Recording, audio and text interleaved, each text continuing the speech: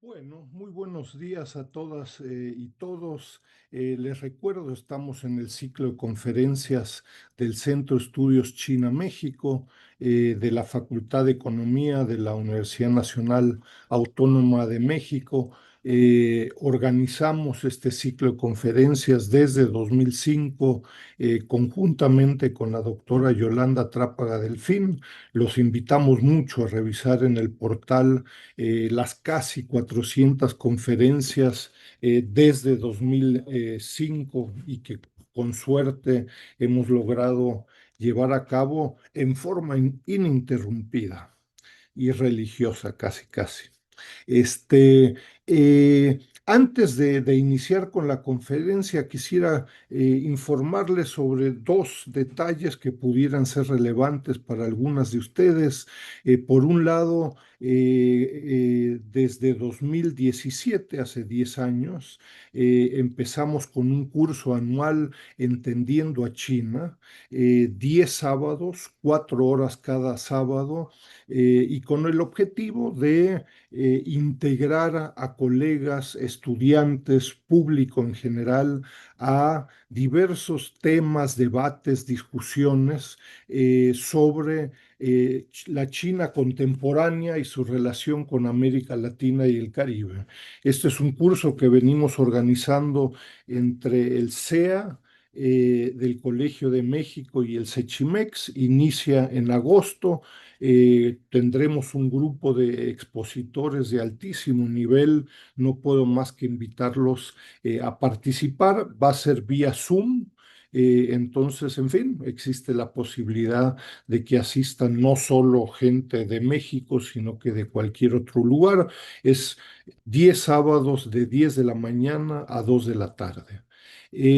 Por otro lado, un segundo comercial y anuncio. Hace apenas un par de días informamos, y está en la convocatoria en el portal del CECHIMEX también, el programa de becas para investigadores 2026. La convocatoria va a estar abierta casi 2 meses, y no podemos más que invitarlos a revisar las condiciones, y ojalá se entusiasmara un buen grupo de investigadores de América Latina, en fin, China, Europa y de otros lugares, ¿no? Eh, el día de hoy contamos con la presencia y la ponencia, presentación de la doctora Julieta Elena Gedubán. Yo les recuerdo, ella es investigadora y consultora, investigadora internacional, especializada en relaciones internacionales y política exterior, sobre todo de Paraguay, no solo. Cuenta con una maestría en estudios latinoamericanos por la Universidad de Salamanca. Es investigadora asociada de la Flaxo en Paraguay y coordinadora nacional de la Asociación Latinoamericana de Estudios de Asia y África, la famosa ALADA, ¿no? También fue en 2025 becaria e investigadora del programa de becas para investigadores sobre China 2025, del cual comenté hace un momento. Y en fin, pues los invito mucho a revisar el resultado de su investigación, que está también en el portal del CECHIMEX, con el título Trayectorias de transición diplomática en América Latina, del vínculo con Taiwán al alineamiento con la República Popular China. Entonces, bueno, muy contento. Muchas gracias, Julieta, por tu tiempo. Y entonces, en fin, será una presentación de alrededor de unos 35 minutos. Y a los asistentes les recuerdo, las sugerencias, críticas, intervenciones de cualquier tipo las hacemos sobre todo vía el chat del Zoom, y haremos un par de rondas de preguntas y respuestas según el interés de ustedes, ¿no? Adelante, Julieta, y muy agradecido de nuevo. Bueno, muchas gracias, no, gracias por la invitación de nuevo a encontrarnos con el Sechimex. Esta es una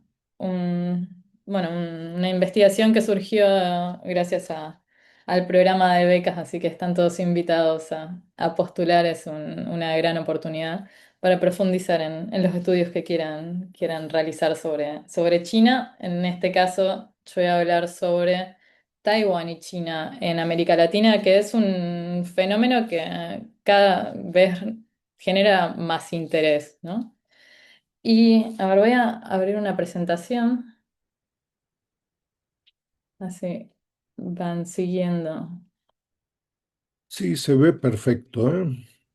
A ver, no sé si ya apareció.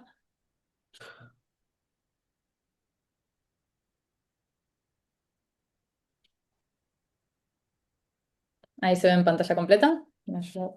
Se ve perfecto. Sí, Muy bien.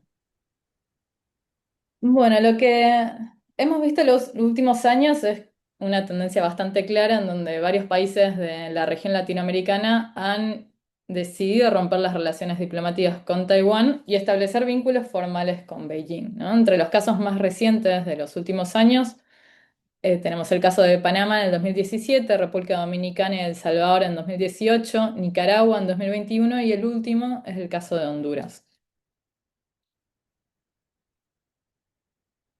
Este proceso va bastante más allá de algo solamente administrativo, ¿no? El reconocimiento diplomático es una decisión soberana de alto nivel y redefine el posicionamiento internacional de los estados que toman estas decisiones.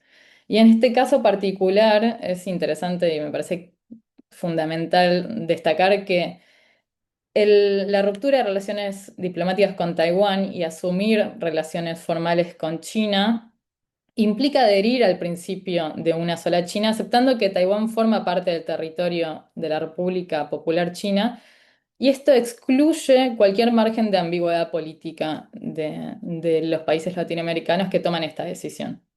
Entonces, partiendo de esto, el trabajo que quiero presentar se plantea una pregunta central, que es cómo se producen estos cambios de reconocimiento diplomático. Es decir, más allá de las motivaciones generales o de los resultados de los balances, si son positivos o negativos de generar este cambio de reconocimiento, lo que me interesa a mí es profundizar en algo que poco se investiga y poco se habla, que es ¿cuáles son los procesos políticos, institucionales, burocráticos que van atravesando los estados cuando deciden modificar este reconocimiento diplomático?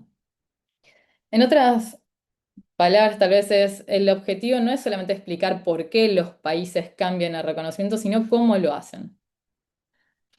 Entonces, brevemente vamos a ir viendo el contexto, por qué América Latina, cuál es la disputa que hay entre China y Taiwán. Bueno, muy brevemente el marco teórico, porque no quiero perder mucho tiempo en eso. Vamos a ver las 5 fases del proceso que identifiqué, 5 fases que son la negociación, la decisión, bueno, la parte más normativa, técnica y la normalización de las relaciones.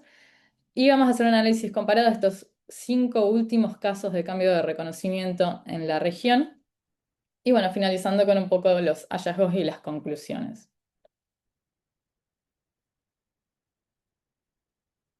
Para abordar esta cuestión es necesario entender el fenómeno en un contexto internacional, ¿no? Hay una disputa entre la República Popular China y Taiwán por el reconocimiento diplomático que no es nueva. De hecho, empieza ya en 1949, cuando el gobierno del Kuomintang se traslada a Taiwán.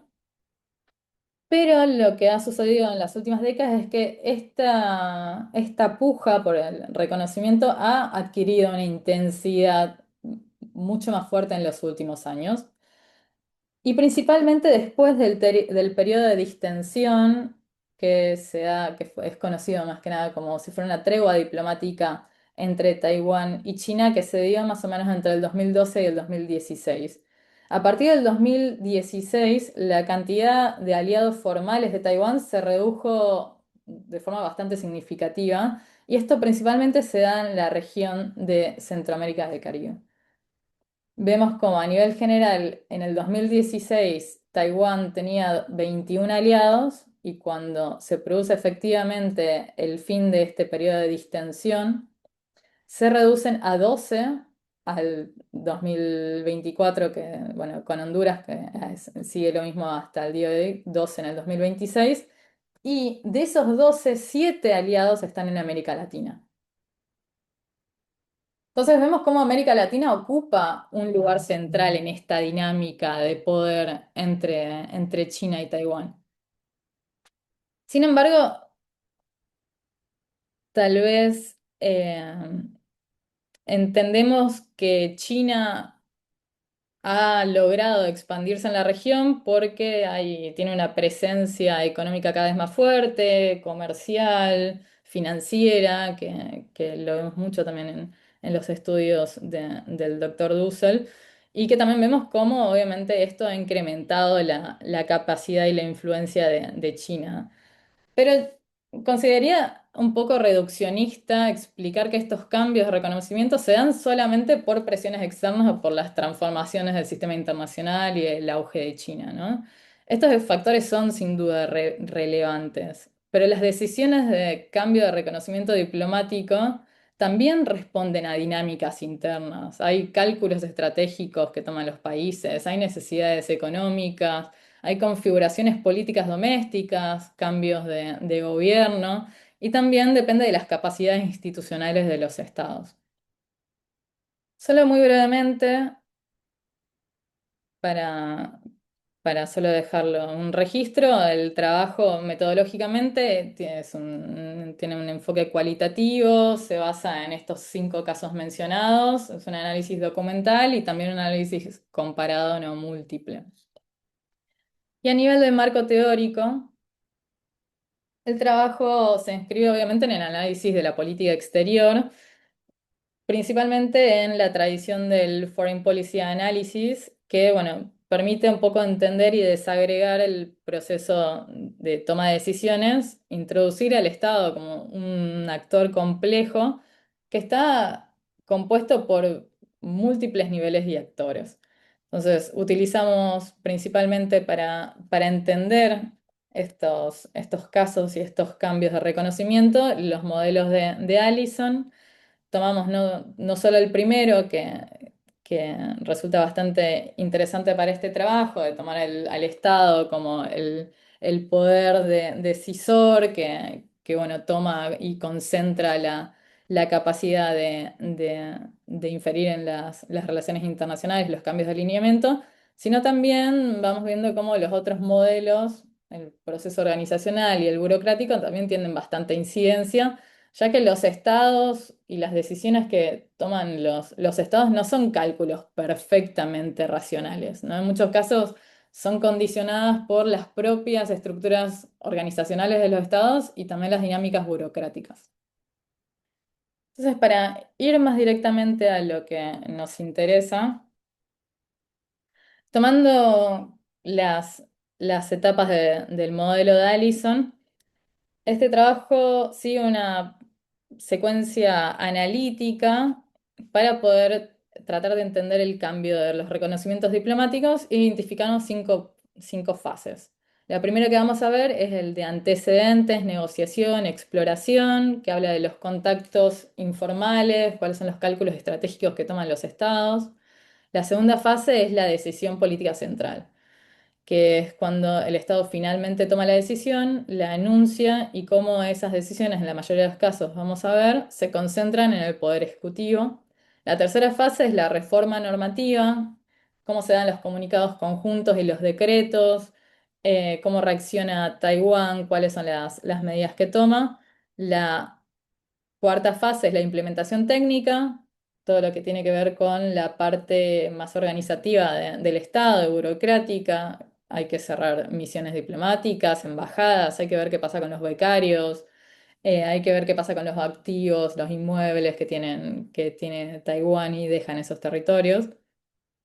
Y por último, la normalización diplomática, ¿no? Bueno, una vez que ya está concretado todo, ya el cambio está decidido, se dieron los pasos, se empezaron a dar los pasos más técnicos. ¿Cómo se inicia la relación, ¿no? ¿Cuáles son los acuerdos o cuántos acuerdos se firman? Se realizan visitas oficiales, los convenios de cooperación, etcétera. Entonces vamos a ir viendo de a poco, fase por fase, cómo se va dando todo este proceso de cambio de reconocimiento diplomático. La primera fase corresponde a los antecedentes y negociaciones exploratorias. En esta etapa, los estados comienzan a evaluar las posibilidades de modificar su reconocimiento y van desarrollando contactos que son muchas veces informales con la República Popular China.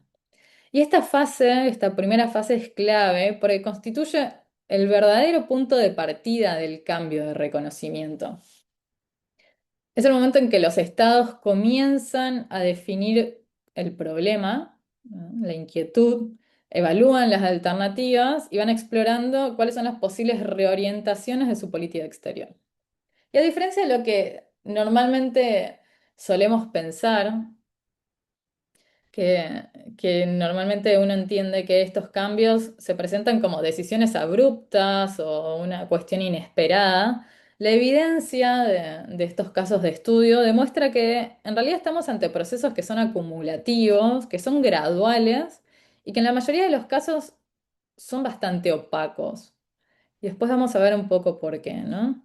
La inmediatez que nosotros vemos, la sorpresa cuando nos enteramos que un país va a generar este cambio de reconocimiento diplomático, en realidad responde más al secretismo del proceso de negociación que a la inexistencia de antecedentes. Antecedentes en la mayoría de los casos hay. Si analizamos comparativamente estos 5 casos, surgen algunos patrones comunes, ¿no? Si comenzamos con Panamá, por ejemplo, en Panamá encontramos probablemente el caso más claro de esta acumulación prolongada de antecedentes. Desde principios de los 2000, distintos actores, tanto políticos como empresariales o actores de la sociedad civil, fueron promoviendo activamente el acercamiento con China. La creación de espacios como la Asociación Panameña de Amistad con China, muestra cómo se fue construyendo una base interna de legitimación para el cambio, incluso antes de que fuera considerado oficialmente por el gobierno. Y desde el 2000 y a lo largo de los distintos gobiernos que pasaron durante este periodo, se fueron desarrollando algunos contactos discretos, ¿no? Consultas internacionales, que en el caso de Panamá incluye hasta Estados Unidos, consultas sobre qué pasaría si tomaran esta decisión. Y también negociaciones informales que, bueno, fueron de a poco consolidando la nueva orientación estratégica. Y en este sentido, el cambio que hace Panamá en 2017, entonces no puede interpretarse como un quiebre repentino, sino como la culminación de más de una década o más de una década de acumulación de antecedentes. El caso de República Dominicana tiene una trayectoria un poco distinta, pero también tiene antecedentes graduales. En el caso de República Dominicana, el elemento central es una institucionalización del vínculo con China en el plano no diplomático. Desde los años 90 ya, recordemos que República Dominicana cambia el reconocimiento 2018, pero desde los años 90 el país fue desarrollando mecanismos formales de cooperación, como oficinas comerciales que fueron permitiendo construir una infraestructura económica y burocrática paralela sin romper relaciones con Taiwán. Y esto genera una situación bastante interesante desde una perspectiva analítica, ¿no? Durante años coexistieron dos niveles de vinculación, uno formal con Taiwán y otro funcional con China. En la mayoría de los casos actualmente vemos a la inversa, incluso en los países que nunca han tenido o hace décadas que no tienen contacto formal con Taiwán. Pero a partir de 2016, en el caso de República Dominicana, este vínculo empieza a politizarse y se traslada más al núcleo de decisiones del Poder Ejecutivo. Entonces, el mismo caso de Panamá, en vez de una ruptura, el cambio es como si fuera una maduración de una relación preexistente, ¿no? Y esto también explica lo rápido que sucede la implementación. Por otro lado, el caso de El Salvador tiene un patrón que podría ser similar en algunos casos y diferente en otros. También es una secuencia que va escalando desde lo económico hacia lo político. Los primeros acercamientos más informales se dan en el ámbito comercial, mucho más informales que en República Dominicana, que establecieron una oficina comercial. Y estos primeros contactos se dan en la OMC y también en la búsqueda de inversiones, cuestiones muy básicas, ¿no? Pero la base decisoria tiene, en el caso de El Salvador, se caracteriza por tener una fuerte aceleración y también un alto grado de secretismo. Las negociaciones se concentraron en un círculo muy reducido del Poder Ejecutivo y la decisión se adoptó sin deliberación pública, que es el caso de la mayoría en realidad. De hecho, surgieron críticas por esta ruptura muy acelerada y en secreto, digamos, que de hecho uno de los representantes del gobierno de El Salvador defendió este secretismo, argumentando que de haberse anunciado con anticipación la decisión que iba a tomar el gobierno, la derecha salvadoreña no hubiera dejado al gobierno avanzar con esa decisión. Entonces, vemos cómo estas decisiones, estas políticas generan tensiones internas y críticas, obviamente, y pone en evidencia que estos procesos no solo tienen una dimensión internacional de simplemente política exterior, sino que también tienen implicancias domésticas profundas. En el caso de Nicaragua es otro caso singular, ¿no? Más que nada porque tiene una trayectoria histórica que es bastante oscilante. A diferencia de los otros países, Nicaragua ya había reconocido a China en 1985 durante el primer gobierno de Daniel Ortega. Y sin embargo, este reconocimiento en realidad duró muy poco, ya que tras las elecciones de 1990, el gobierno de Violeta Barrios de Chamorro restableció nuevamente las relaciones con Taiwán. No obstante, esta experiencia de haber tenido un momento con China con anterioridad genera una especie de memoria institucional que mantiene abierta la posibilidad de un nuevo giro. Entonces, durante la década del 2010, el gobierno nicaragüense va profundizando su acercamiento con China, aunque sin formalizar un cambio directo, en parte también condicionado por la tregua diplomática entre Beijing y Taipei. Cuando termina la tregua diplomática y las condiciones internacionales son un poco más propicias, recién en el 2021 Nicaragua produce este giro diplomático en un contexto también de alta opacidad y de concentración, una fuerte concentración del poder. Entonces, más que una ausencia de antecedentes, que en realidad en el caso de Nicaragua vemos poca negociación, pero lo que vemos a su vez es que hubo una memoria institucional y también en el caso muy particular de Nicaragua hay una concentración extrema de proceso de decisión en la cúpula estatal. Y finalmente el caso de Honduras, que es el más reciente, hay un elemento bastante novedoso, que es el carácter programático del cambio, que a diferencia de los otros cuatro casos, el establecimiento con China fue anunciado explícitamente como parte del programa de gobierno de Xiomara Castro. Y esto le da más visibilidad y también más previsibilidad al proceso. No estaba absolutamente definido cuando entró el gobierno, pero ya era una de las propuestas de campaña.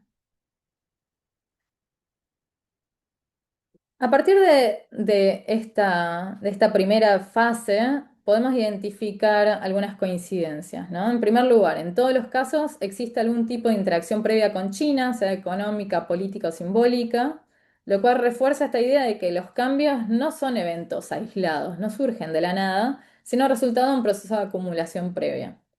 Incluso en algunos casos, como el de Panamá y el de Nicaragua, las negociaciones sufrieron retrasos por la tregua diplomática entre China y Taiwán entre el 2012 y 2016.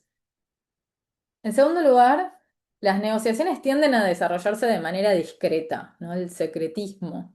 Incluso en contextos donde el cambio es anticipado públicamente, como el caso de Honduras, la opacidad funciona como un recurso estratégico para minimizar las resistencias internas y externas. Es lo que vimos en el caso de El Salvador, donde uno de los representantes del Estado afirmó de que si hubieran dicho que iban a generar este giro diplomático, la oposición no se lo hubiera dejado. A la vez también vemos algunas diferencias, ¿no? Una de las principales es el grado de institucionalización. Mientras que en Panamá y República Dominicana existe una construcción previa mucho más densa, que vemos los casos bueno, los inicios de relaciones informales, la presión de la sociedad civil y política, o la instalación de una oficina comercial.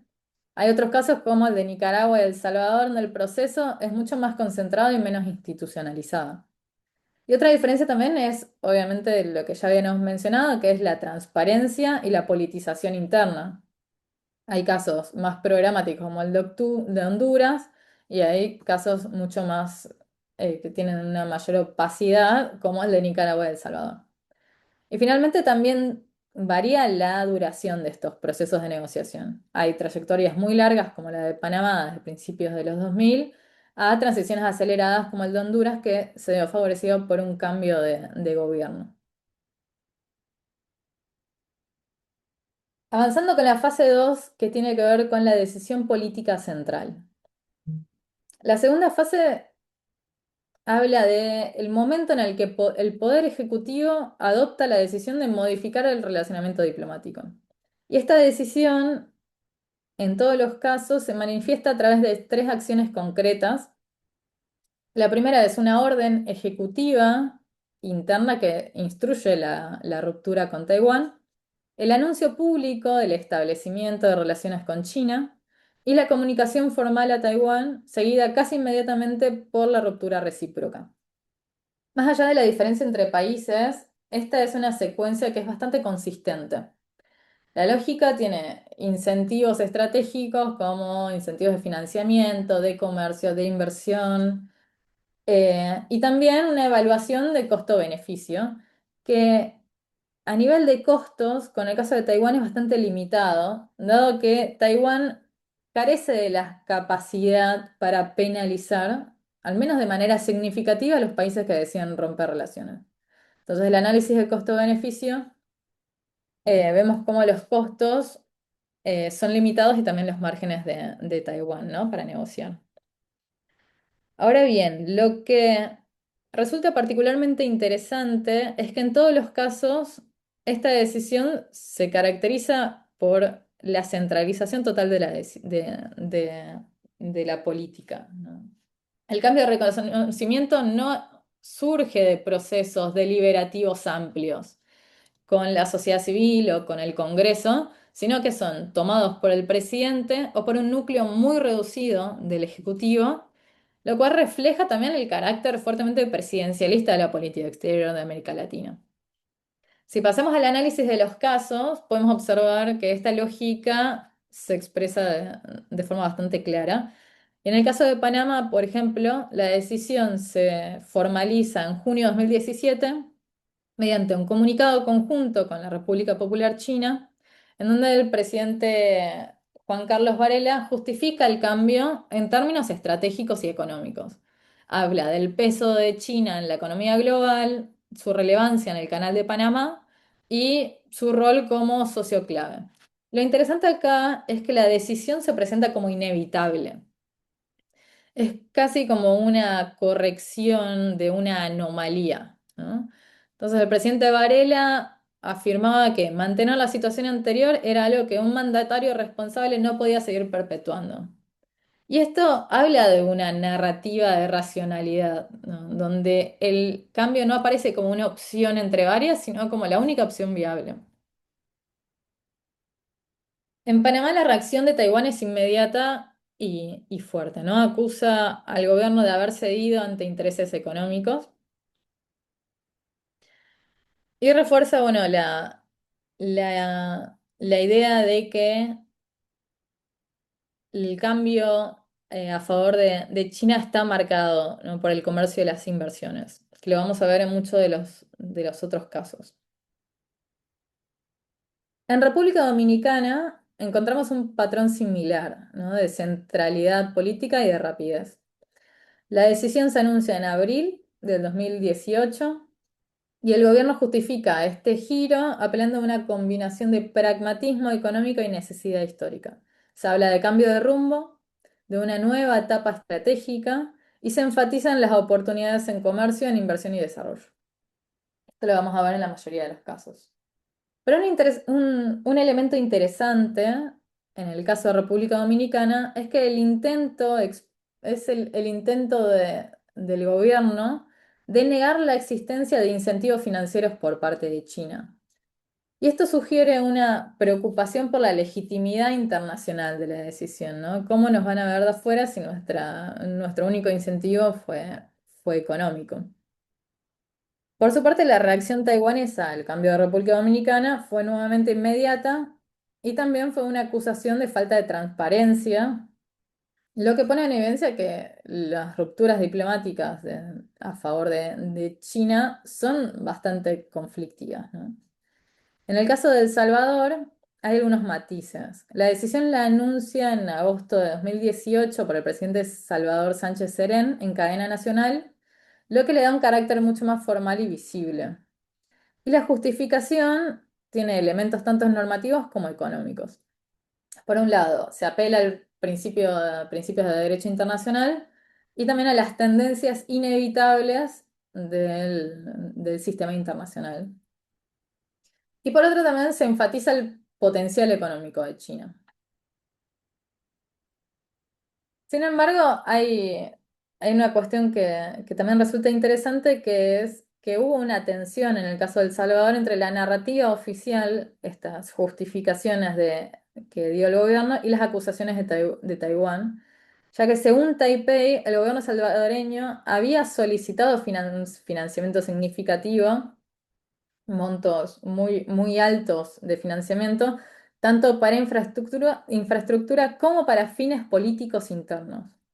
Entonces ahí vemos que hay un elemento clave, ¿no? La decisión no solo responde a un cálculo internacional, sino también a las dinámicas domésticas, no solo económicas, sino también de financiamiento político.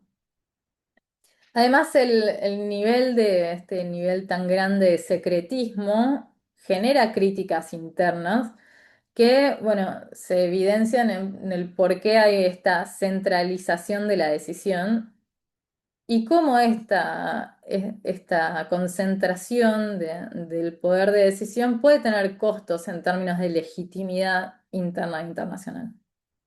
En el caso de Nicaragua, por ejemplo, vemos el mayor caso de concentración del poder.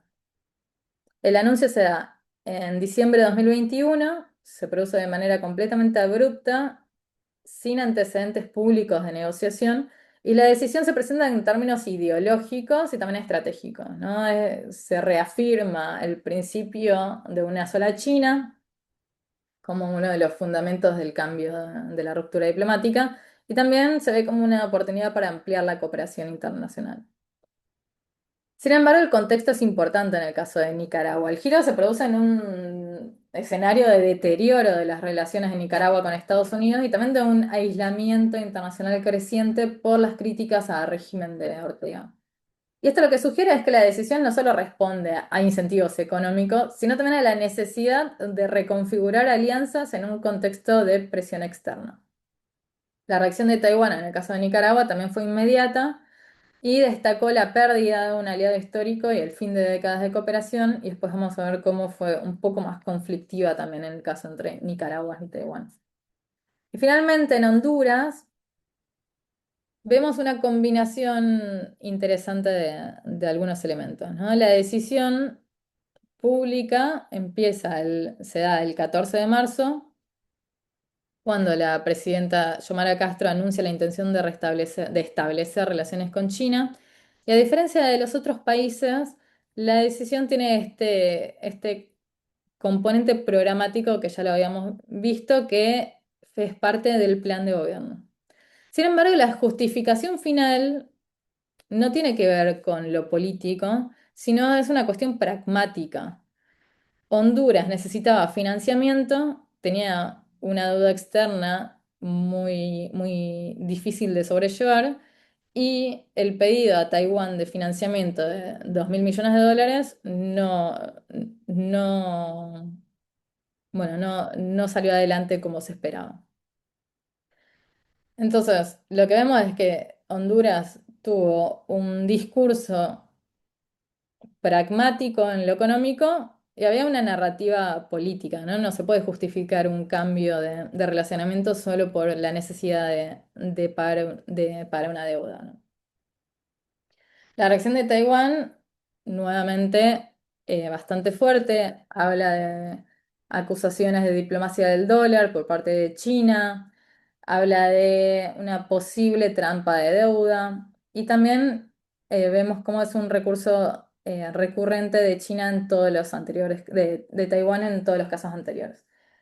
Y en esta segunda fase identificamos algunas coincidencias que ya las fuimos viendo. En primer lugar, una alta centralidad del proceso de toma de decisiones. En todos los casos, la decisión es tomada por el Poder Ejecutivo, escasa o nula participación de la sociedad civil, del Congreso, de la oposición.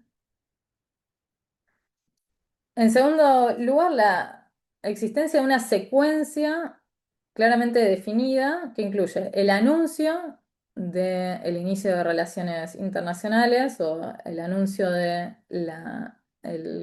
interés del gobierno de generar este giro, la ruptura con Taiwán y en un lapso muy corto el,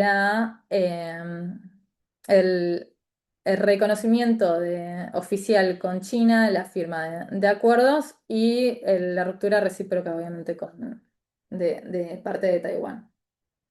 Entonces, si vemos en este cuadro la comparación entre las fechas de los anuncios oficiales, los comunicados conjuntos suscritos entre China y sus nuevos aliados y las declaraciones emitidas por los gobiernos, vemos que son prácticamente el mismo día o al día siguiente. Entendemos que para los países la decisión, para las sociedades, las decisiones se toman prácticamente de un día para el otro. El anuncio gubernamental es seguido inmediatamente por una declaración conjunta con China de que ya está consolidada el giro diplomático, lo cual nos da para pensar que hay una planificación política y una coordinación que se dan una vez concluidas las negociaciones. Entonces, lo que vemos es que el anuncio público constituye el cierre y no el punto de partida del proceso diplomático. Una vez que terminan las negociaciones, se hace inmediatamente el anuncio gubernamental, inmediatamente la declaración conjunta de establecimiento de relaciones diplomáticas y, en la mayoría de los casos, también inmediatamente la reacción de Taiwán de ruptura de relaciones recíprocas, ¿no?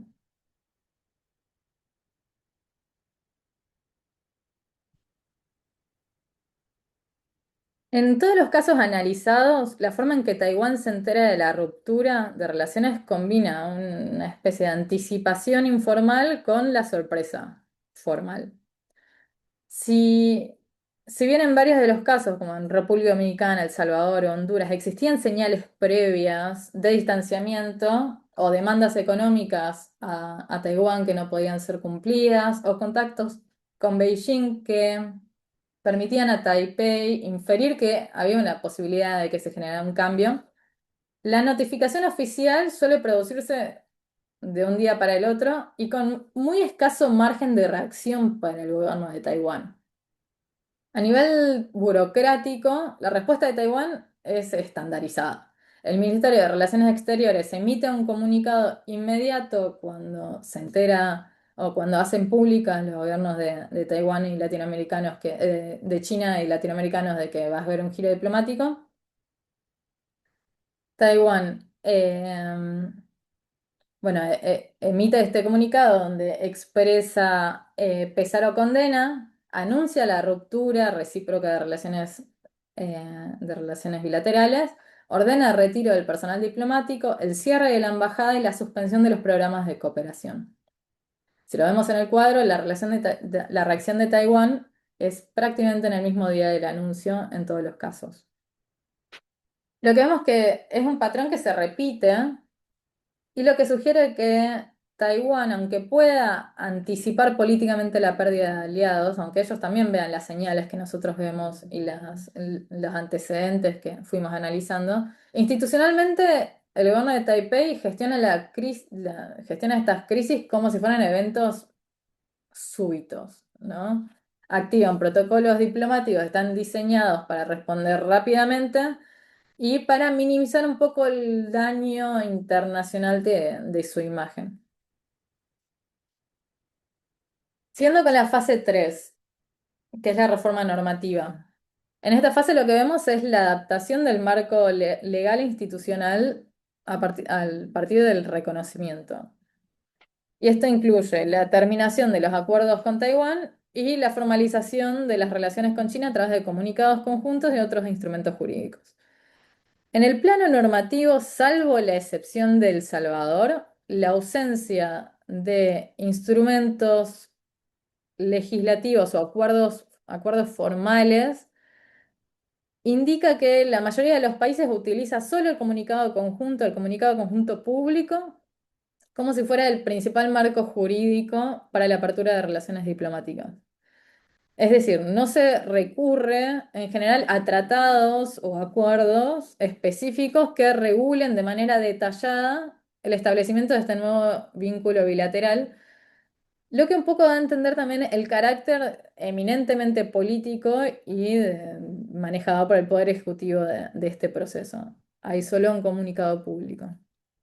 A su vez, los comunicados que son emitidos por Taiwán, que como ya vimos, se publican el mismo día o al día siguiente del anuncio de la ruptura, evidencian también la limitada capacidad de anticipación que tiene Taipei frente a estas decisiones. Si el, si el tiempo entre los anuncios y la reacción es muy corta, lo que vemos es que Taiwán tiene un nivel de información muy escaso, ¿no? Y que ni siquiera los propios aliados o antiguos aliados le proveen a Taiwán durante las fases críticas de este proceso una señal de que lo que va a pasar es inminente, ¿no? Esto hace que Taiwán tenga un margen de maniobra sumamente limitado para responder o para intentar revertir la decisión antes de que se haga formal la ruptura. Y por último, el análisis de los comunicados conjuntos es bastante interesante y evidencia principalmente lo breve que son y también lo similares que son unos a otros. Hay cuatro ejes temáticos principales. Uno es la adhesión al principio de una sola China, la ruptura de relaciones con Taiwán, los compromisos bilaterales iniciados vinculados a la apertura del vínculo diplomático, que son cuestiones muy generales, junto con los principios rectores, nada, que tiene que ver con el derecho internacional, ¿no? Lo que me interesa principalmente son estos dos puntos. Por un lado, la adopción del principio de una sola China es el núcleo central de estos documentos. En todos los casos, los estados firmantes reconocen que solo existe una China en el mundo, que el gobierno de la República Popular China es el único gobierno legítimo que representa a toda China y que Taiwán forma parte inalienable del territorio chino. Este reconocimiento es tanto un requisito previo para el establecimiento de relaciones diplomáticas como un fundamento político que enmarca todo el comunicado. A su vez, también es interesante la cuestión en el apartado de la ruptura de relaciones con Taiwán. A nivel cronológico, vemos cómo la narrativa en torno a Taiwán se va endureciendo, ¿no? Parece bastante similar. Vemos en el caso de Panamá, la República de Panamá rompe hoy mismo sus relaciones diplomáticas, entre comillas, con Taiwán y se compromete a dejar toda relación o contacto oficial con China. Bueno, a partir de ese momento no seguirá teniendo las relaciones que tenía antes. El de República Dominicana es mucho más acotada, solo habla de que rompería en ese momento las relaciones diplomáticas con Taiwán. El Salvador ya se compromete a no tener más relaciones o intercambios oficiales con Taiwán. Nicaragua ya habla de no volver a tener ninguna relación o contacto de carácter oficial con Taiwán. Y el último de Honduras también se compromete a no volver a tener ninguna relación. Entonces vemos cómo al principio era solo una ruptura para un cambio de reconocimiento y luego empiezan a haber compromisos mucho más incisivos de prometer que esto no va a volver a pasar nunca más, ¿no? El tener relaciones o contactos oficiales con Taiwán. Y ahora avanzamos a la última parte que es la fase 4 y la fase 5. Primero vamos a hablar de la fase 4 que es la implementación técnica, que corresponde al momento en el que la decisión previamente adoptada ya no es un acto político y se convierte en un conjunto de procedimientos administrativos, logísticos y burocráticos, ¿no?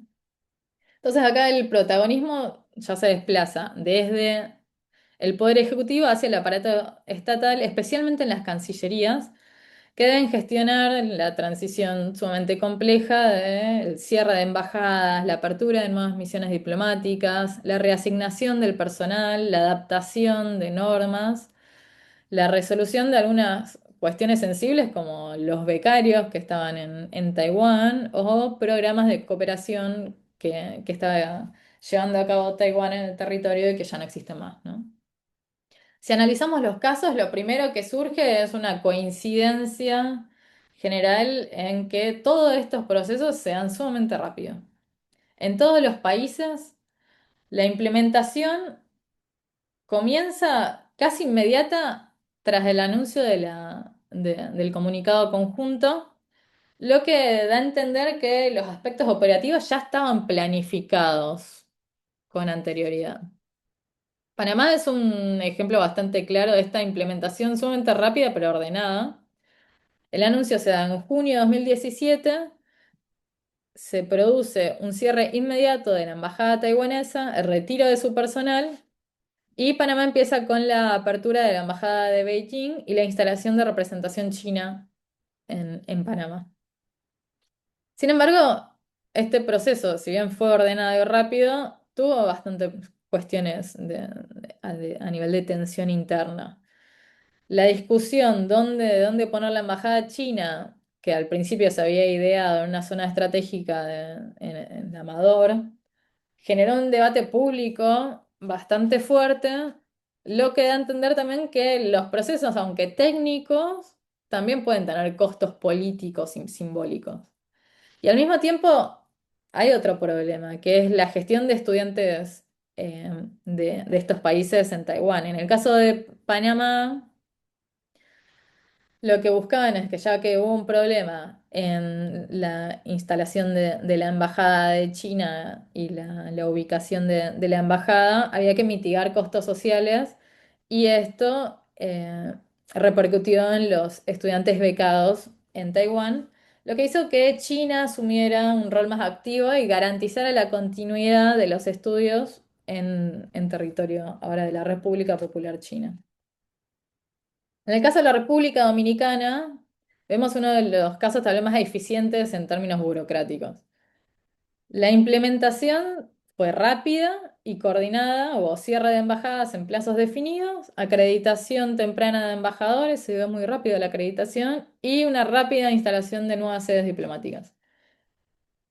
Y en el caso de los becarios, tanto China como Taiwán ofrecieron soluciones para garantizar la continuidad de su educación, y esto sugiere que hubo un mayor nivel de coordinación y de previsibilidad institucional comparado con los otros casos.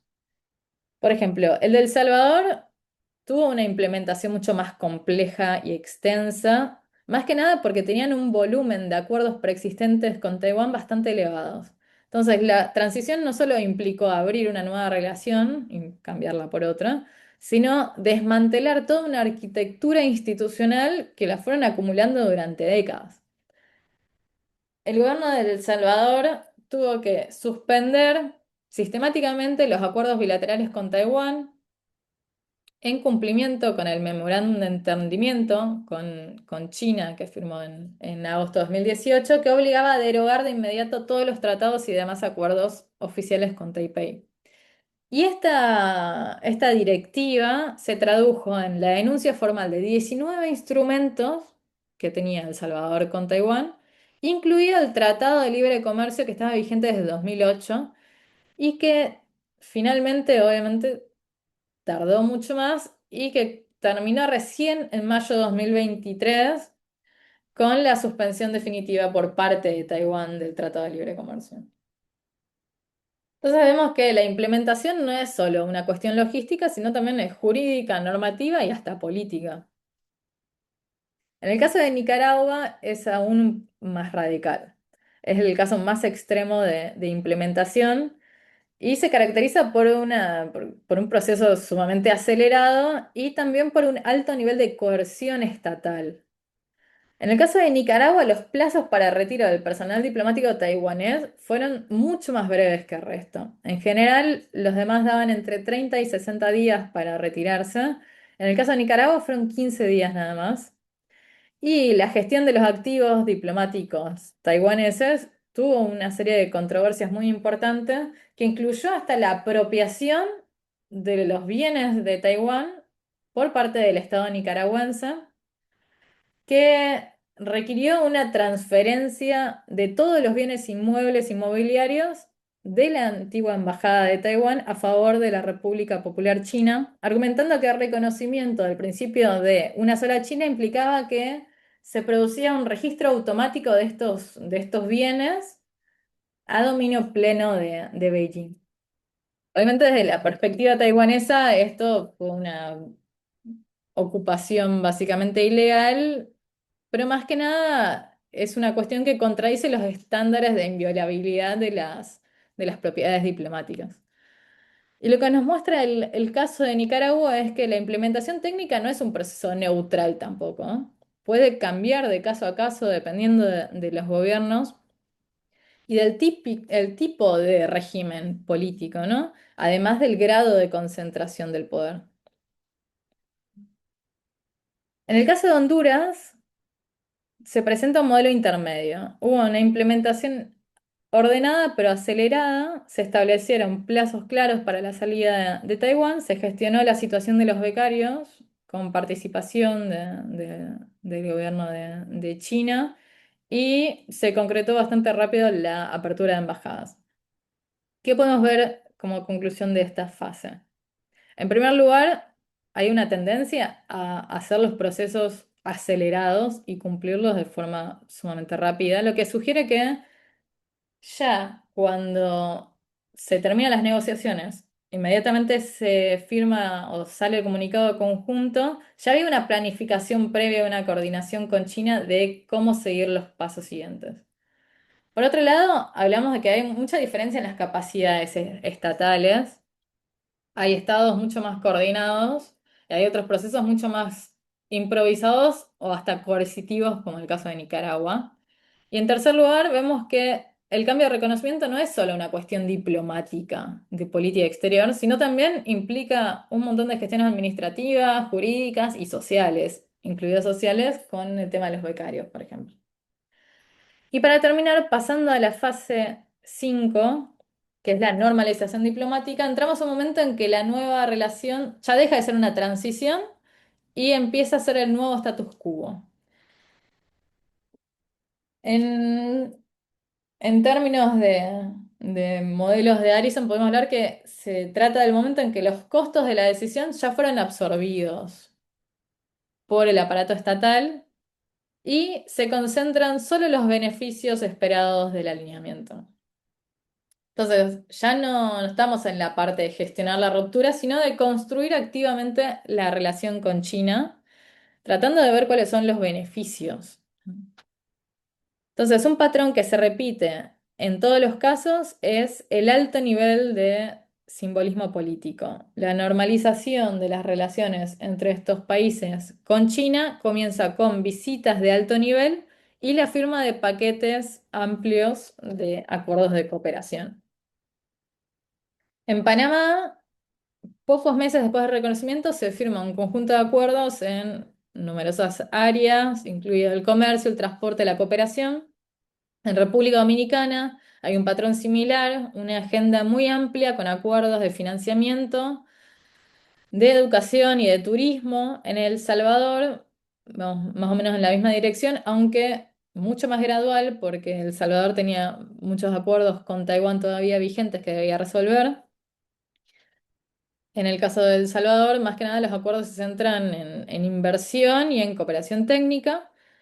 Y en Nicaragua, bueno, vemos como hubo una velocidad y una profundización del proceso que es totalmente atípica de los otros casos. En muy poco tiempo no solo se establecen las relaciones, sino que se integra a iniciativas estratégicas como la Franja y la Ruta y avanza hacia acuerdos comerciales profundos, ¿no?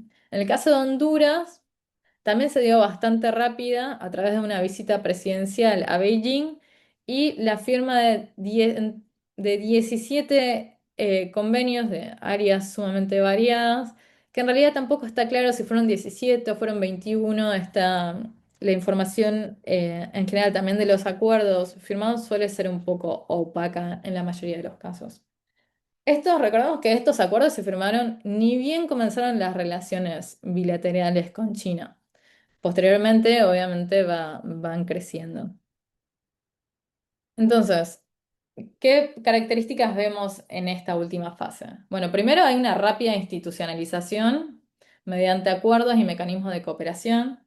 Segundo, hay una fuerte presencia de gestos simbólicos y políticos, de encuentros muy rápidos que se dan a nivel de altas esferas, de presidentes latinoamericanos en Beijing o del presidente chino en los países latinoamericanos.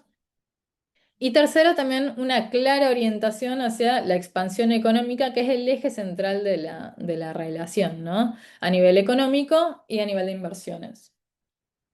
Ya para ir terminando, vemos un poquito las conclusiones. Bueno, ¿qué me dice la evidencia? La evidencia dice que lejos de ser impulsos repentinos, estas transiciones se van gestando a partir de antecedentes acumulados con el tiempo, de contactos informales y de evaluaciones de oportunidades estratégicas que en todos los casos se repiten, ¿no? El momento de tomar la decisión se concentra en el poder ejecutivo, lo cual refleja un diseño fuertemente presidencialista de la política exterior latinoamericana.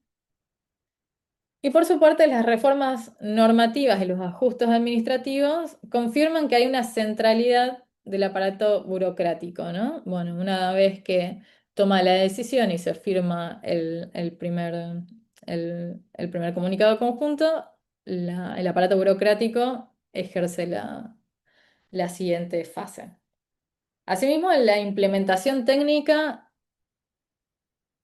se da con suma rapidez, al igual que la firma del giro de la ruptura diplomática, también la implementación técnica se produce rápido, se desmantelan o se reasignan los activos diplomáticos de forma muy acelerada, lo cual indica que los procesos suelen estar planificados con antelación y que refuerza la idea también de que el anuncio público es solo la culminación de algo que se venía gestando hace tiempo.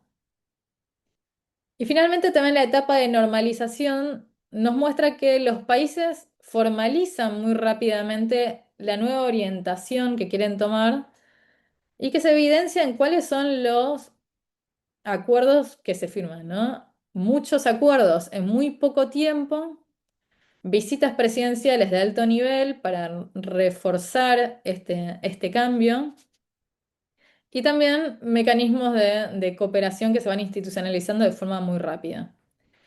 Y esto no solo consolida lo que se entiende como la nueva normalidad, bueno, este giro ya es definitivo, ¿no? Sino que también muestra el interés de Beijing para integrar a los socios en su marco estructural a largo plazo. Una vez que se firma, una vez que se decide el cambio, se termina la negociación, se decide el cambio hacia China, se lanza el comunicado, se realizan todos los trámites burocráticos, administrativos, normativos, cambios de embajada, todo se da en un periodo súper corto de tiempo. Lo mismo sucede con los convenios.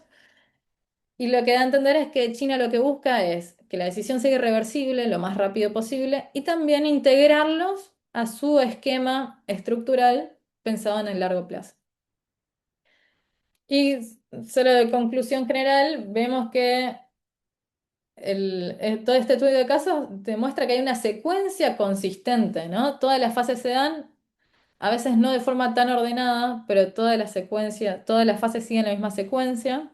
Hay procesos y hay patrones que todos los estados cumplen, aun cuando no son lineales todos, pero se dan más o menos, todos los casos pasan por las mismas secuencias, ¿no?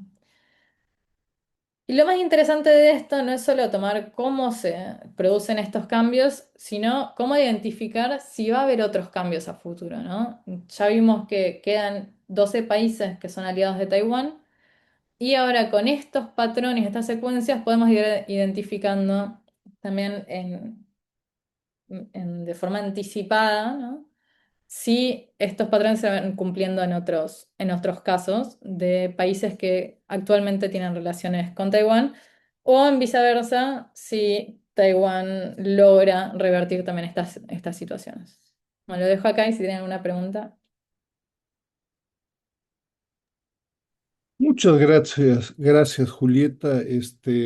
Felicidades por un puntual trabajo que sienta bases seguramente para otros futuros trabajos, ¿no? Digo, incluyendo temas de instrumentos que se logran con las nuevas relaciones de países latinoamericanos con China, ¿no? Diferencias también, etcétera, etcétera, pero bueno, con resultados me parece que del todo interesantes, muy contundentes, ¿no?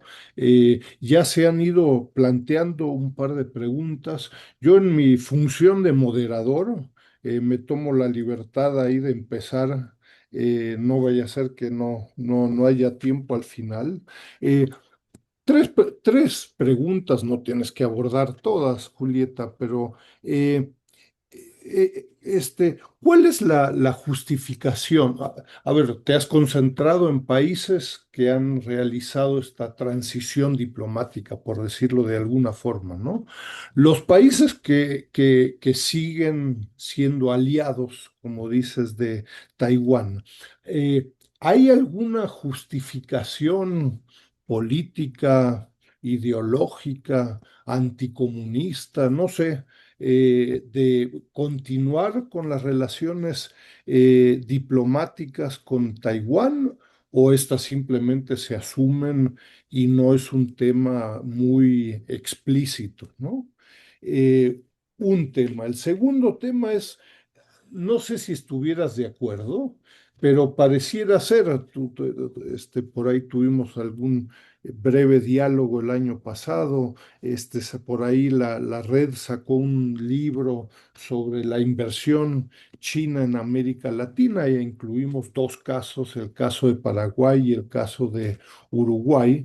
Eh, Pareciera ser que el tema de las relaciones diplomáticas, si bien tiene incidencias en algunos temas, garantías para proyectos de infraestructura, etcétera, pero pareciera ser que no es mayor impedimento para la presencia china, muy concretamente en Paraguay, en Guatemala y en otros países, ¿no? O no, o es una percepción equivocada. No, porque alguno diría, bueno, pues ¿cuál es la diferencia? Digo, más allá de hacer todo un escándalo, un debate, etcétera, pues en países con los aliados de Taiwán, la presencia de China, y particularmente incluso en las importaciones, por ahí China puede ser el primero, segundo, tercer importador de estos países, ¿no? Y un tercer tema, digo, de lo que me comentabas en los casos explícitos, en fin, de Panamá, de países centroamericanos sobre todo, pero no solo. Recuerdo hace algunos años estudiamos con mucho detalle el caso de Costa Rica, ¿no? Eh, que ya tiene 20 años. Pero no es irrelevante por lo siguiente, el presidente en su momento ahí don Oscar Arias, y la pregunta es, ¿el caso de Costa Rica eh, tiene incidencia y puede generalizarse para otros países latinoamericanos? El caso de Costa Rica es bien interesante. Uno, yo te diría, por la molestia. del presidente en cuanto a la relación de su partido político con Taiwán y relaciones corruptas, ¿no? Entonces el presidente sentía eh, que con su propio partido había una relación eh, fuera de su control, ¿no? Lo que generó una enorme molestia y que es un elemento no irrelevante, es decir, no fue necesariamente un elemento estratégico de decir quiero una alianza con China, sino que estos amigos están haciendo cosas en mi partido, de lo cual yo no me entero, se acabó, ¿no? No digo que sea el único elemento, pero creo que hay patrones en otros países de América, sobre todo de Centroamérica, no muy lejanos al respecto, ¿no? Y segundo, el tema en Costa Rica de este patrón de secrecía y el presidencialismo para tomar la decisión de encarar una relación con China y no con Taiwán, tiene enormes implicaciones. En el caso de Costa Rica, que conozco con un poco más de detalle, pero no lo tengo actualizado, entre otros, el problema es que la relación con China prácticamente se personaliza. Mira, el presidente X, ni siquiera el partido, ¿no? Olvídate el legislativo, olvídate la sociedad civil, etcétera. El presidente X fue el responsable, encargado, interesado, que empujó la relación con la República Popular China. ¿Qué crees? Pues ya no está. Y entonces, ¿quién se hace responsable de la relación con China? Pues el propio partido, el legislativo, los organismos empresariales, etcétera, van a decir, ¿y yo por qué? Pues eso lo empujó hace 2 años ese presidente, ni me invitó a la fiesta, ¿no? Y entonces, ¿qué pasa? Bueno, pues de un boom de la relación institucional, etcétera, etcétera, eh, existe un patrón de que eso cae, como subió la espuma, cae. Pues el señor ya está en su casa, ya se jubiló, y ¿quién se hace responsable de esa relación? Pocos, en algunos casos nadie, ¿no? Perdón, 3 preguntas, aborda lo que gustes y hay ya también un par de preguntas ahí en el chat, ¿no? No, solo rescatando ese último comentario, sí, creo que es el problema del hiperpresidencialismo de América Latina principalmente, y de cómo estas rupturas diplomáticas y estos cambios en política exterior, al ser concentrados en el poder ejecutivo, después, bueno, quedan un poco a la deriva, si es que había un impulso tan inicial, que vemos muchos de estos casos, de hecho, de que, bueno, tal vez el balance comercial de inversiones que esperaban, tal vez no es lo que habían anunciado, ¿no? Y a nivel de cuál es la justificación de que países como Paraguay o Guatemala hacían con Taiwán, bueno, es múltiple. La única que no cuenta es la económica. De hecho, es casi una contradicción, ya que eh, Taiwán no es el socio principal de ninguno de estos países. De hecho, China es uno de los principales socios. Yo puedo hablar con certeza del caso de Paraguay. China, sin tener Paraguay relaciones formales con China, China es el principal socio a nivel de importaciones de Paraguay. Y el hecho de no tener relaciones formales con China obstaculiza las relaciones a nivel de exportación. Entonces, Paraguay puede acceder a cantidad ilimitada de productos de China, puede comprarle a China todo lo que quiera, pero China no permite que Paraguay le venda directamente a ellos. Entonces, sí, se producen algunas estrategias de triangulación. Sí hay inversión china en Paraguay cada vez más, pero se trata no de forma directa, intermediarios, bueno, obstaculiza bastante. Entonces, el único factor que no justifica el por qué los países siguen con Taiwán es la económica principalmente. Después las justificaciones son varias. Se puede hablar de a nivel histórico, de que llevan, no sé, más de 70 años en el caso de Paraguay con Taiwán. Principalmente se puede hablar de relaciones entre élites, que están potenciadas a lo largo del tiempo. Bueno, la cooperación bilateral es uno de los temas que también se toma mucho, que yo creo que ahora está perdiendo peso porque a nivel de cooperación y de inversiones, a Taiwán le cuesta muchísimo competir con lo que ofrece China. Entonces, creo que es uno de los factores que ha ido disminuyendo en el peso, pero se siguen haciendo acuerdos de cooperación y inversiones a nivel estatal muy visibles, entonces también son aprobadas por la sociedad. Y tampoco hay un nivel de disenso muy grande a nivel social de favorecer a un cambio de reconocimiento. Hay muchos otros pequeños factores, de hecho los estudié en mi tesis de maestría, así que hay un montón de factores, pero volviendo a tu última pregunta, a ver si la corrupción influye en estos factores de sostenimiento en las relaciones con Taiwán, sí influye. De hecho, yo creo que uno de los elementos principales que sostienen las relaciones de estos estados con Taiwán es la cohesión de las élites, o sea, el relacionamiento de las élites locales con las taiwanesas. Y este relacionamiento de élites depende mucho de la cohesión de las élites. ¿Qué tan a favor están de sostener esto? ¿No? En Paraguay hay, y en el caso de Guatemala también, empiezan a haber disidencias en las élites económicas, pero todavía no son tan fuertes como para realmente presionar para que haya un cambio de reconocimiento a favor de China. Pero hay algunos casos en donde la corrupción, por ejemplo, utilizar fondos discrecionales de la cooperación taiwanesa o influencia en, no sé, campañas políticas o lo que sea, ha influenciado en el cambio de reconocimiento en muchos de los países, porque lo que hace es eh, obstaculizar esta o disminuir la cohesión de las élites. Empiezan a haber sectores que ven esto como algo perjudicial, no solo para el país, sino para su propia imagen, ¿no? Que estén todos, digamos, pegados a estos casos de corrupción.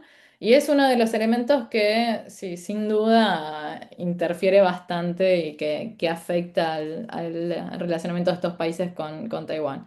Esto no significa obviamente que en los casos con China tampoco existan, pero como los casos de relacionamiento con Taiwán son tan extraños, también bueno, no son la norma, ¿no? Son una excepción, entonces se sienten bastante más. ¿Y qué incidencia tiene China en los países como Paraguay y Guatemala que no tienen relaciones? Bueno, es cierto, es bastante baja en realidad. Sí hay una limitación a nivel de lo que reciben de inversiones, que creo que ese es el mayor obstáculo que tienen estos gobiernos para tratar de convencer a la sociedad de que conviene más estar con Taiwán, cuando ves que todos tus vecinos tienen programas proyectos de infraestructura enormes y programas de cooperación en todo sentido y a vos no te llega nada, ¿no? Eso, de hecho, los números muestran que es bastante así, ¿no? Más que nada en el caso de Paraguay, donde se produce una sequía de inversiones, que en realidad hay inversiones a nivel de comercio más que nada, pero a nivel de infraestructura, todos esos proyectos enormes no llega nada. Y también cuando la principal carta de negociación de China es que yo te vendo todo y vos no me vendes nada y genera una balanza comercial sumamente deficitaria que se solucionaría modificando el reconocimiento. Pero sacando este relacionamiento directo con China, no hay ningún impedimento en el sistema internacional, en el orden internacional, de insertarte en cualquier espacio, salvo los espacios que están dominados por China, obviamente. No creo que Paraguay no va a entrar nunca a la ruta de la seda. Paraguay probablemente no entre a los BRICS y sacando eso, bueno, en general podríamos decir que se maneja con una normalidad, pero creo que también otro de los puntos importantes de destacar es que también te limita el margen de maniobra no reconocer a China en este mundo, en este orden internacional que cada vez contrabalancea más entre Estados Unidos y China. Entonces, si vos no tenés la opción de China, o podés tratar de tener una autonomía medio neutral, o directamente anclarte a Estados Unidos, que es lo que actualmente está haciendo Paraguay. Entonces, no solo te limita a entrar a las estrategias a bueno, la arquitectura que hace China, de los BRICS, la ruta de la seda, qué sé yo, sino que también perdés un poco de margen de maniobra en el orden internacional que tiende a China o a Estados Unidos y te quedás sin una de las opciones, ¿no?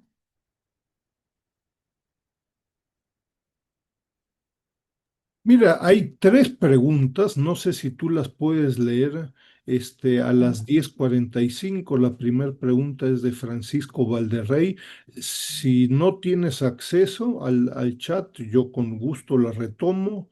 Eh, no tienes que responder a todas, puedes responder a algunas, tienes total libertad al respecto, ¿no? Mm, ¿Cuál es el estado actual de las relaciones entre Panamá y la República Popular China? ¿Sería factible una aproximación del gobierno panameño hacia Taiwán? Bueno, creo que en este contexto sería realmente difícil generar un acercamiento fuerte hacia Taiwán, teniendo en cuenta las dificultades que está teniendo Panamá con China, con el canal de Panamá y la presión de Estados Unidos.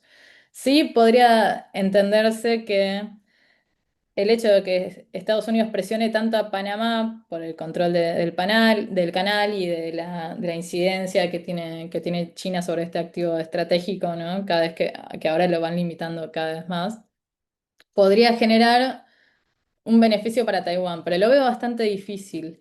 El caso real que ahora se está discutiendo no es Panamá, es Honduras.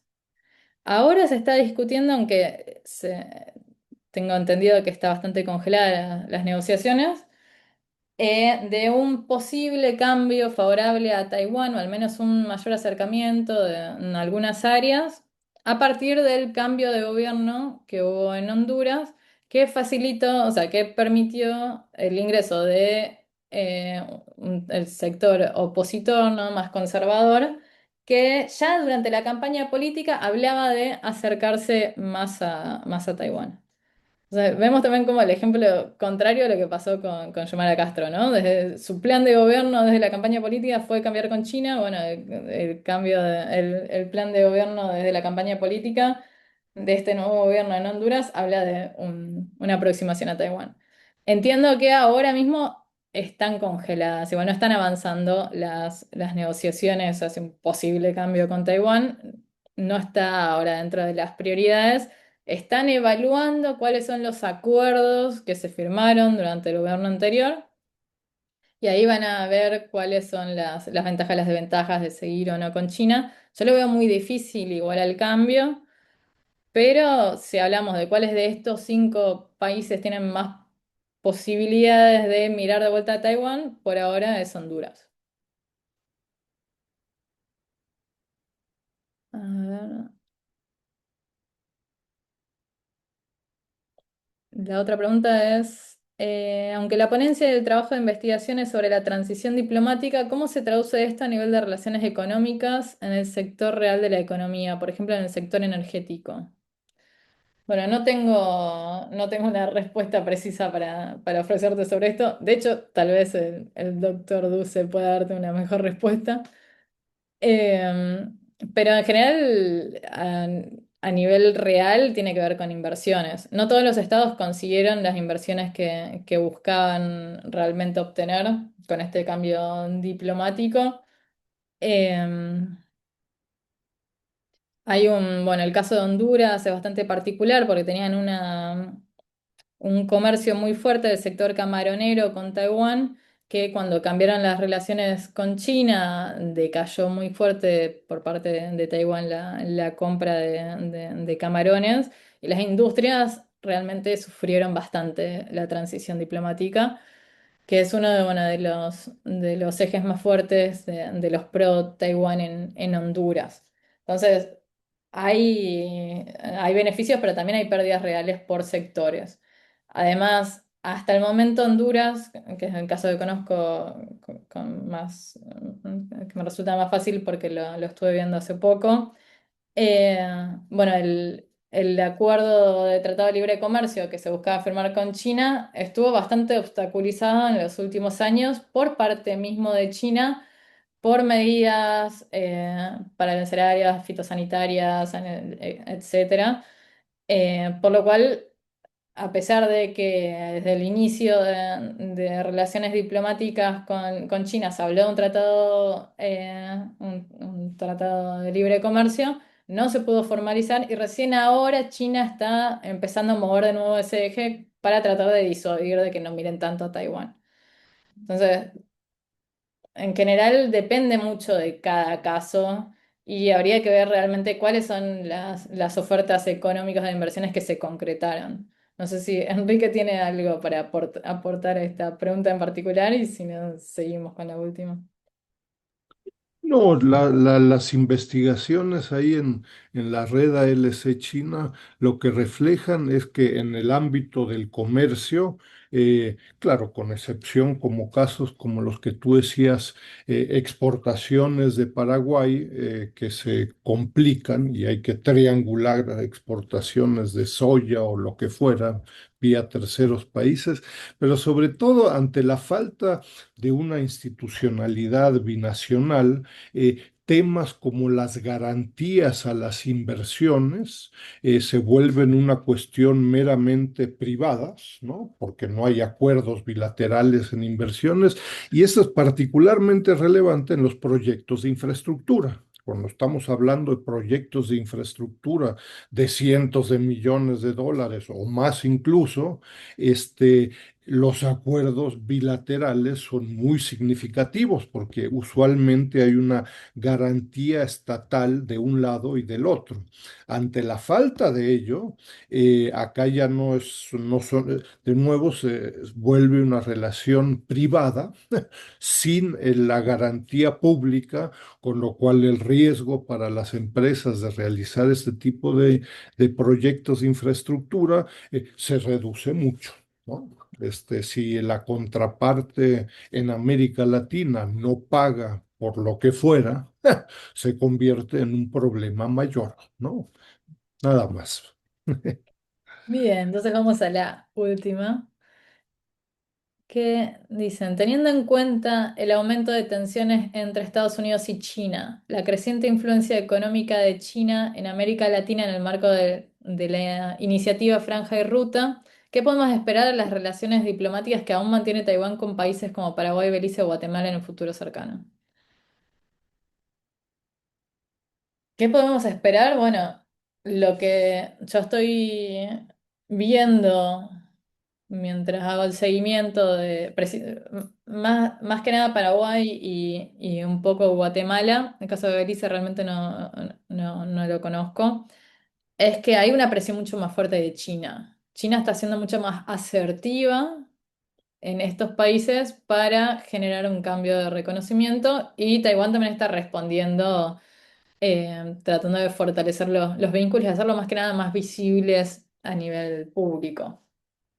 ¿Y esto a qué me refiero con que es más asertiva? En el caso de Paraguay concretamente, China nunca tuvo un interés real en Paraguay. Por ahí a principios de los 2000 hay algunos comentarios o algunos viajes, más que nada cuando bueno, los gobiernos progresistas de la región tenían bueno, el auge de materias primas y el comercio con China. Bueno, ahí por ahí en Sudamérica hubo una mayor presión, un poco intercedida intermediaria por el Mercosur a Paraguay y un mayor acercamiento a las élites en Paraguay.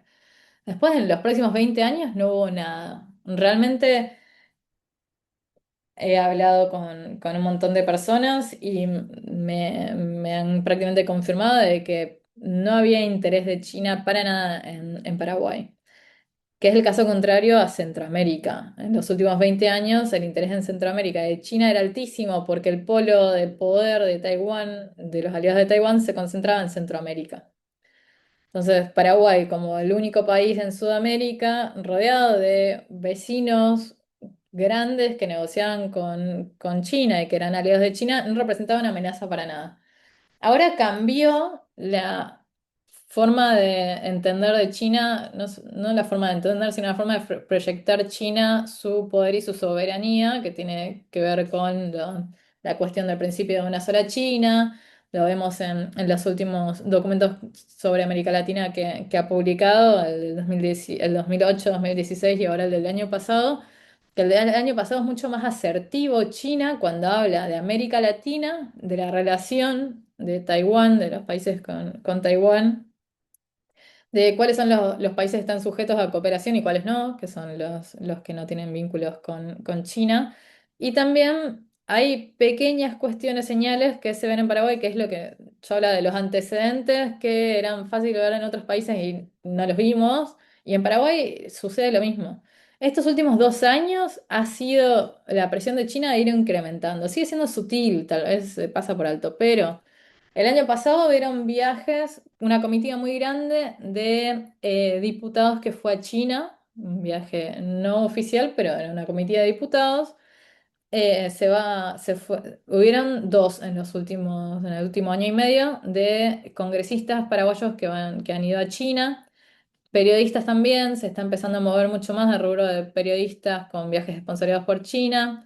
Hubo un episodio muy fuerte de un diplomático, un representante chino que vino para un evento, si no me equivoco, fue de la UNESCO acá en Paraguay, y que en realidad él se separó de su grupo de la misión diplomática y fue a hacer lobby al Parlamento, hubo todo un conflicto diplomático enorme. Paraguay terminó expulsando a este representante oficial chino.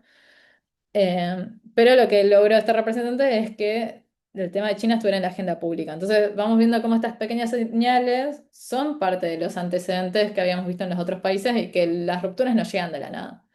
Entonces, creo que es bueno ir viendo, identificando estas pequeñas señales, porque de pequeña señal, en el conjunto en algún momento puede ocurrir algo. No significa que vaya a ocurrir. El gobierno de Paraguay ahora es muy pro Taiwán, muy pro Estados Unidos. Y si hay un cambio, va a suceder si hay un cambio de partido de gobierno, probablemente. Pero también hay que ver cuál es el margen de maniobra que tiene Paraguay en el nuevo escenario que se presenta en el 2028 cuando son las elecciones. Y lo mismo pasa con Guatemala y lo mismo pasará con otros países, los últimos países aliados. Mm. Muy interesante, muchas gracias, Julieta. Oye, me surge una pequeña última duda. Yo siempre planteo que teóricamente países como Guatemala o Paraguay que no tienen relaciones diplomáticas con China, teóricamente podrían participar en foros como el Foro CELAC China, ¿no? En donde, por supuesto que ambos países son miembros de la CELAC, ¿no? Tienen derecho a participar, me imagino que en el foro CELAC China, y es más, en un principio tendrían, creo que formalmente, derecho a hacer uso de los instrumentos que China le ofrece al foro CELAC China. Eh, Siempre lo digo con un poco de ironía, ¿no? Pero en términos reales, a ver, ¿esto es realista? ¿Participa un país como Paraguay en el Foro CELAC China y hace uso de algunos de estos instrumentos? ¿O esto es en fin, es un constructo académico que en el medio diplomático es totalmente descartado, ¿no? No, ¿Tú sí, sí, sabes se al usa. Sí, respecto? sí, sí, Paraguay va en los últimos no. Los últimos no fue porque bueno, el alimento con Estados Unidos se hizo más fuerte y también el conflicto en el estrecho de Taiwán fue endureciéndose, entonces Paraguay tomó posturas mucho más duras con respecto a la participación en estos espacios. Pero en los últimos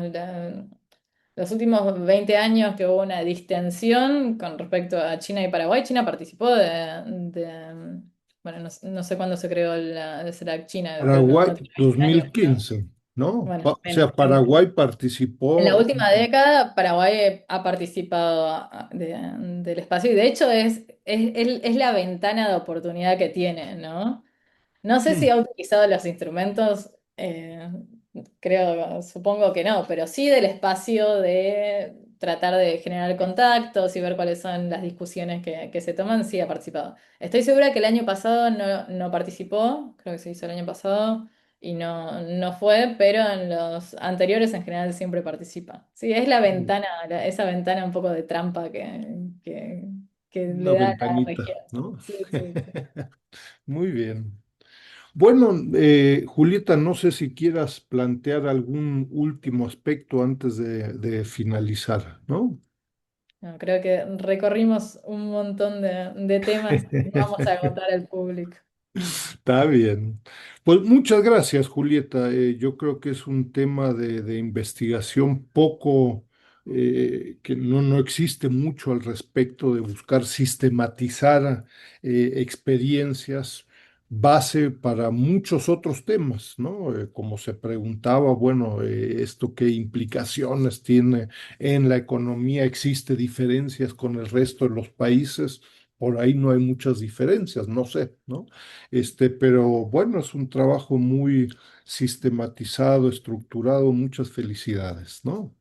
Y bueno, espero seguir en contacto. A los asistentes los invito a revisar el trabajo de Julieta ahí en el programa de becas del 2025. Está en el portal del Sechimex, y otras publicaciones, por supuesto, de Julieta, ¿no? Bueno, muchas gracias por ¿Sale? la invitación. Fue un placer nuevamente encontrarnos. Ojalá nos volvamos a encontrar en otra oportunidad. Y gracias a todos por la paciencia y sus mensajes y las preguntas. Saludos a Adiós. Asunción y a Paraguay. Nos Que vemos. tengan un Hasta buen día. luego. Buen día.